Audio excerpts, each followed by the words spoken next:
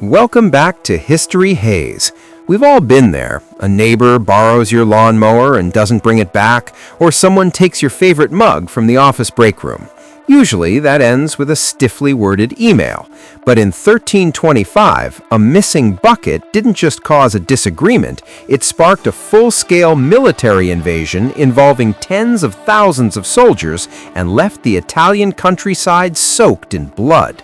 This is the War of the Bucket, a conflict so ridiculous it sounds like a legend, yet the trophy is still hanging in a cathedral today.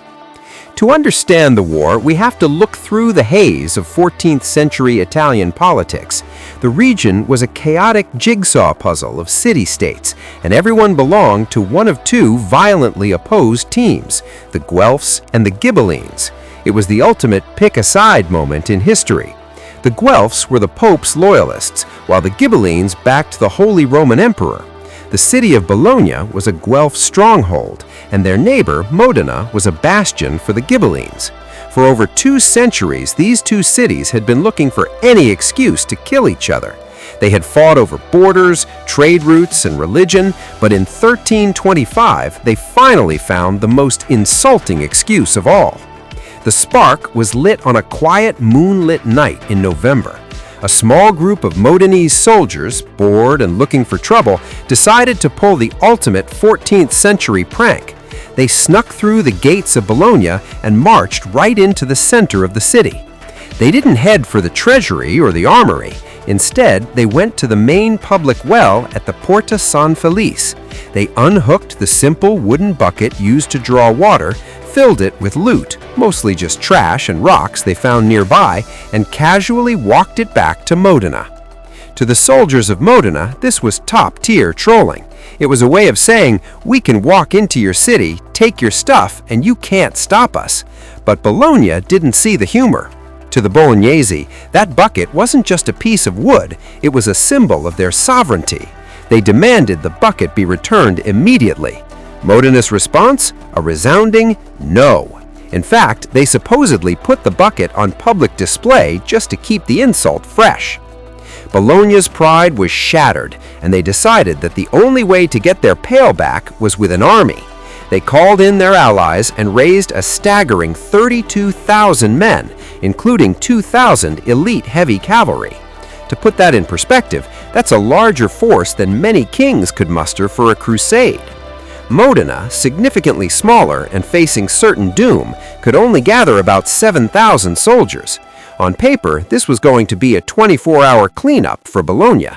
The two sides met at the Battle of Zoppolino as the sun began to set over the hills. This wasn't a skirmish, it was a meat grinder. Despite being outnumbered 4-1, the Modenese soldiers were battle-hardened and incredibly motivated. In a brutal 2-hour clash in the mud and the dark, the smaller Ghibelline force managed to collapse the Bolognese flank. The retreat turned into a total massacre.